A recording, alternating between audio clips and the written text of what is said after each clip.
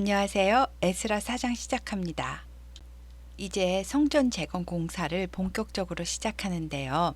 석수와 목수들은 고용했고 두로와 시돈 사람에게 먹을 것과 마실 것과 기름으로 값을 치르고 백향목을 사서 욥바 항구로 들여온 다음 목재들을 예루살렘으로 운반해 왔습니다. 바벨론 포로로 끌려갔던 남유다 사람들이 돌아와서 성전을 재건한다는 소리를 사마리아와 그 근처에 살고 있었던 주민들이 듣고 귀한 자들을 찾아옵니다. 성경은 이들을 유다의 대적이라고 불렀는데요. 이 사람들은 주전 722년에 아수르에 의해 북이스라엘이 멸망했을 때 아수르 왕 사네립의 아들 에살핫돈이 아수르와 바벨론 여러 지역에 살던 사람들을 이주시켜 와서 사마리아에 살게 했던 사람들입니다.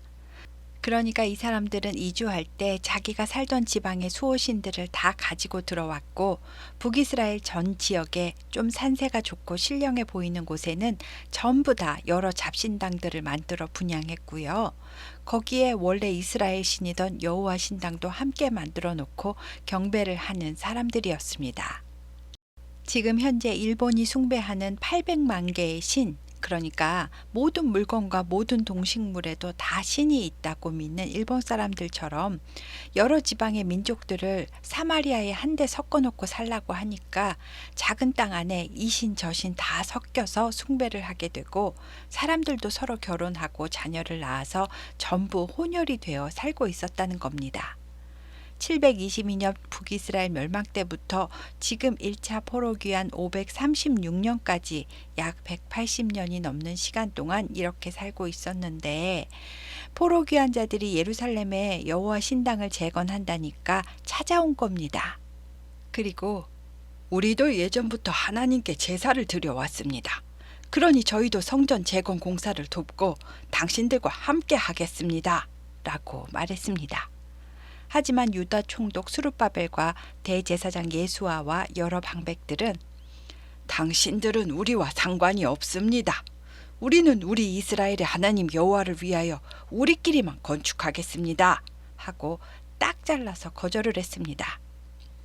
왜냐하면 유대인들은 오직 한 분 여호와만 섬겨야 하기 때문에 사마리아인들이 여호와께 경배한다 하더라도 이들은 그저 많은 신들 중에 하나로 여호와를 인식할 뿐 진짜 여호와를 섬기는 사람들이 아니기 때문입니다. 이들이 성전 공사를 돕고 자유롭게 성전을 출입한다면 이방신 문화도 유대인에게 섞일 위험이 크기 때문입니다. 이 이주해 온 사람들은 사마리아 안에서만 사는 것이 아니라 180년이 지나는 동안 북이스라엘과 남유다 땅까지 여기저기 퍼져서 살고 있었을 것 같은데요. 괜히 이유 없이 성전 재건을 돕겠다고 하는 것이 아니겠지요. 너희도 고레스 왕이 보내서 온 것은 인정하겠는데 왔으면 이제 우리와 섞여서 모든 것을 함께 하자. 우리도 여호와 신을 알고 제사도 드린다. 우리가 신당 재건하는 거 도와줄 테니까 너희도 이 땅에 우리가 하는 모든 일에 잘 협조를 해라 하고 찾아온 것입니다. 그런데 딱 잘라서 거절을 하니까 자존심도 상하고 괘씸한 마음이 들었겠지요. 그래서 이때부터 이들은 계속해서 끈질기게 성전 재건을 방해합니다. 에스라 4장 5절에는 바사왕 고레스 때부터 다리오가 즉위할 때까지 관리들에게 뇌물을 주어 건축 계획을 막았다라고 설명하고요. 4장 6절부터는 아하수에로 왕과 아닥사스다 왕이 나오는데요. 갑자기 페르시아 왕 이름이 4명이나 나오니까 이때부터 누가 누구인지 시간이 얼마나 흐른 건지 헷갈리셨을 겁니다. 그래서 여기서 잠깐 페르시아의 왕의 이야기를 살펴보고 본문 이야기로 다시 돌아오겠습니다. 페르시아가 이렇게 제국을 형성하기 전에는 바사라는 아주 작은 나라였습니다. 이 바사에 캄비세스라는 왕자가 있었고요. 메디아라는 큰 왕국에는 만다네라는 공주가 있었는데요. 메디아 왕 아스티아게스가 딸 만다네를 캄비세스와 결혼시켰고 만다네와 캄비세스 사이에서 태어난 아들이 고레스입니다. 이 고레스는 총명하고 리더십이 뛰어난 아이였는데 자신이 왕이 된 후 당시 외가댁이던 메디아도 점령하고 메디아를 메데 바사로 바꾼 다음 외삼촌 다리우스를 메데 바사 왕으로 앉힙니다. 그리고 바벨론 땅도 점령하고 바벨론의 속국들도 전부 페르시아의 속국이 되어서 천하를 통일한 페르시아는 아주 큰 제국이 되었습니다. 그리고 자비를 베풀며 각국에 포로 귀환 조서를 내려준 겁니다. 그런데 페르시아의 속국이었던 지금 아프가니스탄 지역의 마사게타이족이 조공을 바치지 않자 고레스는 이들을 혼내주려고 전쟁에 나갔다가 고레스가 이 전쟁에서 허무하게 전사합니다. 그래서 고레스의 큰아들인 캄비세스 2세가 왕이 되었고요. 캄비세스는 아버지의 뒤를 이어 이집트를 정복하러 나갑니다. 그리고 이집트를 정복하고 돌아오는 길에 다메섹에서 칼집에 칼을 꽂다가 허벅지를 살짝 베었는지 상처로 인한 파상풍으로 죽게 됩니다. 캄비세스는 자녀가 없었기 때문에 페르시아 본국에서는 고레스의 둘째 아들인 스메르디스가 왕이 되었지만 이 스메르디스도 신하의 반역으로 죽게 되었답니다. 이렇게 어이없게 천하를 통일하던 고레스 왕가는 짧은 시간 안에 끝나게 되고 본국이 어수선한 틈을 타서 속국 여기저기서는 반란을 일으키게 됩니다. 그래서 빨리 왕을 선출해야 했기 때문에 당시 페르시아의 7방백 중에서 왕을 뽑기로 했습니다. 7방백 중에 3명은 기권을 하고 4명이 대결을 벌였다는데요. 신탁을 받아서 아침에 각자 방백의 말들을 태양을 향해 달리게 한 다음 결승 지점에 도착할 때 앞발을 높이 치켜드는 말의 주인을 왕으로 선출하기로 결정합니다. 이렇게 말 달리기로 뽑힌 방백이 다리우스였고요. 이 다리우스는 수르바벨이 유다 총독으로 가기 전에 페르시아에 살 때 아주 친한 사이였다고 합니다. 이렇게 하나님은 수르바벨의 절친을 갑자기 페르시아 왕이 되게 하셨는데요. 다리우스는 왕의 자녀가 아니었기 때문에 고레스 왕의 딸인 아토사와 결혼을 해서 왕가의 명분을 유지했습니다. 이 다리우스는 후세에 아주 뛰어난 왕으로 평가받는 왕이 되었습니다. 다리우스는 먼저 인도에서부터 이집트에 이르기까지 넓은 제국의 땅을 관리하기 위해서 전체를 20개 구역으로 나누어서 관리했고 왕의 명령이 적힌 문서들을 빠르게 전달해야 되고 세금도 원활히 징수를 받아야 되고 문제가 생기면 빠르게 출동을 할 수 있어야 하니까 터키 땅에서부터 페르시아까지 이어지는 큰 도로를 만들었습니다. 이것을 왕의 대로라고 불렀는데요. 맨 밑에 큰 돌을 깔고 그 사이사이에 모래로 메꾼 다음 또 그 위에 자갈을 깔고 그 위에 모래를 두껍게 깔아서 평탄한 기초 작업을 튼튼하게 한 뒤에 맨 마지막으로 그 위에 대리석이나 평평한 돌을 까는 겁니다. 그래서 비가 오고 눈이 오고 마차와 말들이 오랫동안 달려도 패이거나 걸리거나 부서지지 않도록 아주 견고한 도로를 닦았습니다. 또 30km 지점마다 군인을 상주시켜서 지나가는 상인들이 도적질 당하지 않도록 지켜주었고 말을 갈아탈 수도 있고 쉬어갈 수도 있게 했습니다. 또 암행어사 제도를 활용하여 먼 지방 끝까지 감시해서 탐관오리들이 세금을 횡령하지 못하도록 관리했습니다.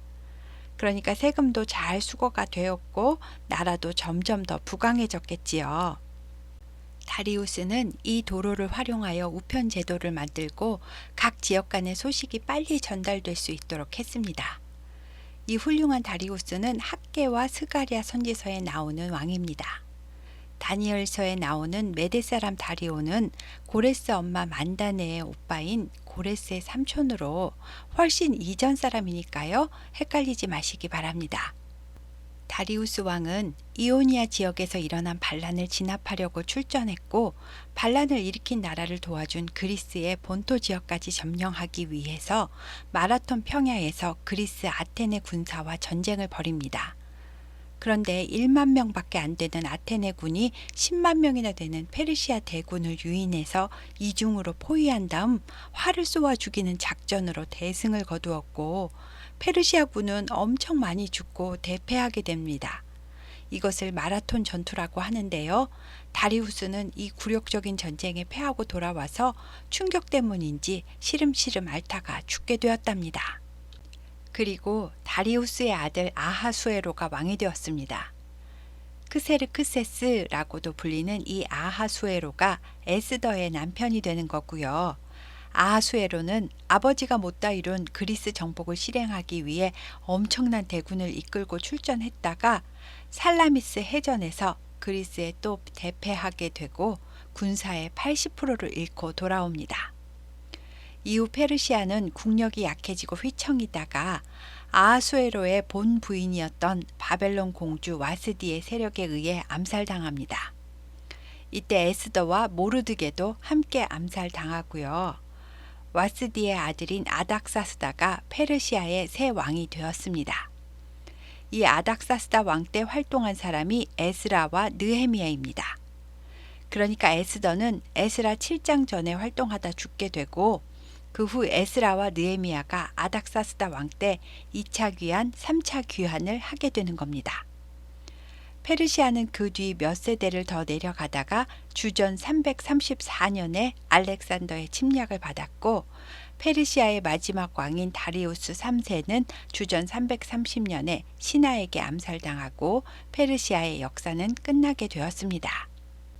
에스라서에는 고레스, 다리오, 아하수에로, 아닥사스다 이렇게 왕의 이름이 간단하게 한 줄씩 나오지만 그 사이사이에 페르시아는 많은 전쟁과 격변의 시간을 지나고 있는 역사적 배경이 있다는 것을 먼저 아셔야 합니다.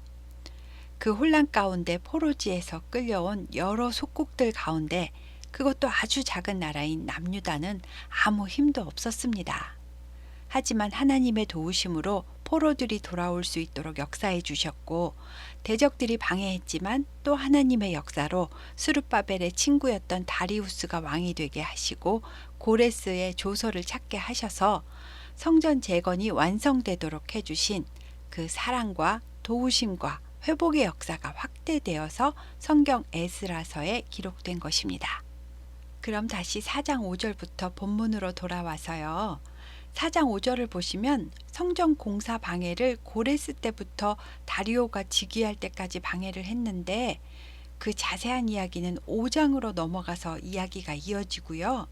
4장 6절은 성전이 재건되고 난 후에 아하수에로가 왕이 되었을 때 또 고발을 해서 방해를 했고 4장 7절은 예루살렘 성 성곽, 즉 성벽을 재건하는 가운데 아닥사스다 왕 때 대적들이 당시 국제 공통어였던 아람 문자로 고발장을 써서 새 왕에게 또 고발을 했다는 이야기입니다. 왕이여, 이 유대인들은 옛날부터 반역을 일삼았던 사람들입니다. 성벽을 재건하도록 그냥 두시면 이들은 조공과 관세와 통행세를 바치지 않고 독립을 한다고 반역을 일으킬 겁니다. 그러면 우리 위대하신 대페르시아 제국의 왕의 영토가 줄어드는 것이 아닙니까? 라고 고발 편지를 했다는 겁니다. 아닥사스다 왕이 신하를 시켜 조사를 해보니까 남유다는 히스기야 왕 때도 버티고 말을 안 들었었고 시디기야 때도 말을 안 들었던 기록이 나왔고 이것에 근거해서 건축을 중단하라는 조서를 내렸다는 겁니다. 왜냐하면 당시 페르시아 시대 상황이 폐위당한 와스디 세력이 아하수에로 왕을 죽이고 어린 아들 아닥사스다를 왕으로 앉힌 어수선한 때였기 때문에 속국들의 반란의 조짐이 조금이라도 보이면 초반에 박살을 내서 아예 반역의 씨를 차단해버리는 정책을 쓰던 그런 상황이었기 때문입니다. 그래서 예루살렘 성곽 공사는 중단되었고 느헤미야 3장을 보면 예루살렘 성은 허물어지고 성문들은 불이 탔다라는 소식을 전했다고 하니까요. 대적들이 공사를 중단시키려고 이렇게 회파했던 것 같습니다. 이 이야기는 4장 6절부터 4장 23절까지 이야기고요. 4장 24절은 다시 시간을 거슬러 올라가서 다리오 왕 때 이야기를 하고 있습니다. 왜 이렇게 헷갈리게 복잡하게 이야기를 했을까요? 에스라는 지금 아닥사스다 왕 때 무너진 성벽 재건까지 다 끝내고 나서 에스라서를 썼을 거잖아요. 대적들의 방해가 얼마나 심했는지를 하나의 예를 들어 설명하기 위해서 다리오 왕 때 이야기를 하는 중간에 저 뒤에 아닥사스 때까지 성벽 벽돌 하나 쌓는 것도 얼마나 힘들게 영적 전쟁을 하면서 쌓았는지 아니? 하는 마음으로 하나의 예증으로 미래의 일을 삽입해 넣었다고 생각합니다. 그러니까 4장 5절 다음에는 시간상으로는 4장 24절로 이야기가 이어지는 것입니다. 성전 건축을 하는데 사마리아인들이 계속 여러 가지 방법으로 관리들에게 뇌물을 주어서라도 방해를 했고, 그래서 건축 진행이 자꾸만 지연되다가 고레스 왕가가 끝나고 수룹바벨의 절친이었던 다리우스 방백이 왕이 될 때까지 약 15년가량이나 공사가 중단되었습니다. 그러자 선지자 학개와 스가랴가 예루살렘에 거주하는 유다 사람들을 각성시키는 예언을 하였고, 이에 수룹바벨과 예수아가 깨닫고 다시 일어나서 사람들을 독려하여 성전 재건을 다시 시작했다는 겁니다. 그래서 어느 정도 성전도 짓고 예루살렘 성곽도 지어졌습니다. 그런데 유브라데강 서쪽편 총독이었던 다뜨네와 그의 부하인 스달보스네가 와서 너희는 누구 명령으로 성전을 건축하고 이 성곽을 마치게 하였느냐? 하고 따져 묻습니다. 왜냐하면 이들은 관리에 책임이 있으니까요. 나중에 문제가 생기면 자기에게 책임이 돌아올 테니까 왕의 명령인지 아닌지 확인할 필요가 있었습니다. 그래서 수룹바벨과 유다 장로들이 그동안의 일들을 다 설명했지만 왕이 바뀌었기 때문에 정확히 증명서 같은 것을 제시할 수는 없었습니다. 성경은 하나님이 유다 장로들을 돌보셨으므로 그들이 능히 공사를 막지 못하였고, 그들은 다리오 왕에게 이 사실을 자세히 보고하고 답장이 오기를 기다렸다라고 설명합니다. 다리오 왕, 즉 수룹바벨의 절친이었던 다리우스 1세는 이 상서를 받고 친구가 총독으로 가 있는 유다 땅에 문제가 생겼음을 알고는 신하들에게 조사해보라고 명령을 내렸습니다.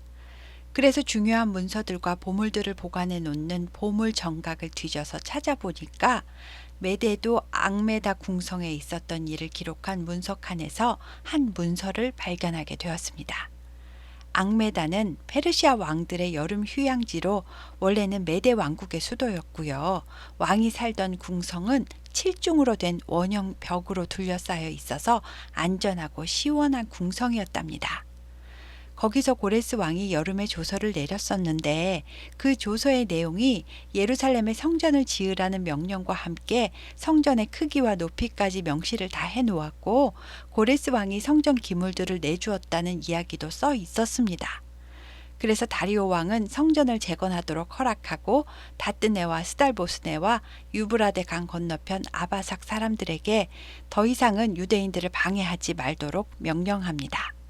뿐만 아니라 유브라데 강 건너편에서 징수한 세금에서 얼마를 떼어 성전이 완공될 때까지 계속 경비를 대주어라. 그리고 하나님께 제물로 드릴 수송아지와 순양과 어린 양과 밀과 소금과 포도주와 기름을 예루살렘 제사장의 요구대로 어김없이 날마다 매일 주어라. 그리하여 그들로 하늘의 하나님께 향기로운 제물을 드려 왕과 왕자들의 생명을 위하여 기도하게 하라 라는 조서를 내렸습니다.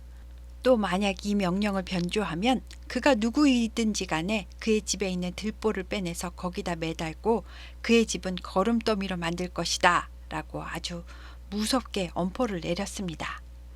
그러니 이제 아무도 성전 건축을 방해할 수가 없었겠지요. 다리우스의 조서로 건축은 막힘없이 일사천리로 진행되었고 드디어 완공이 되었습니다.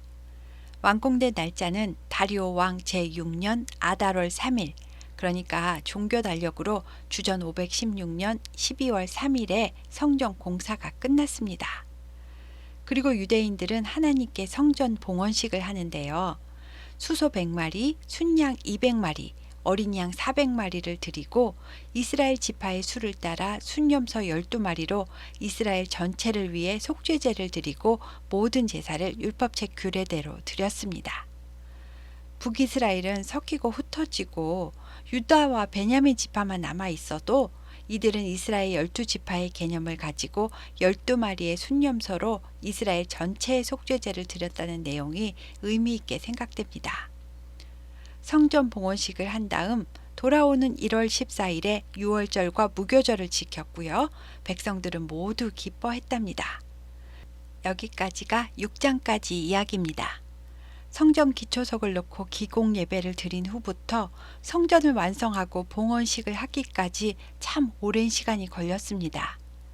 주전 586년에 예루살렘 성전이 파괴되고 주전 536년 1차 귀환 후 사마리아의 방해로 약 15년 동안 중단되었다가 다리우스 왕의 조서로 주전 516년에 5년 만에 성전이 완공된 것입니다.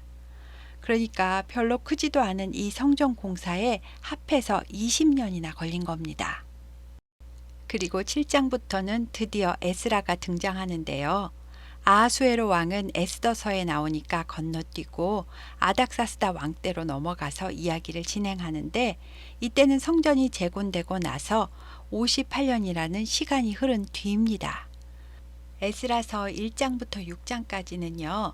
수르바벨 성전이 재건되는 과정을 에스라가 학자답게 자세히 설명해 놓은 내용입니다. 감사합니다.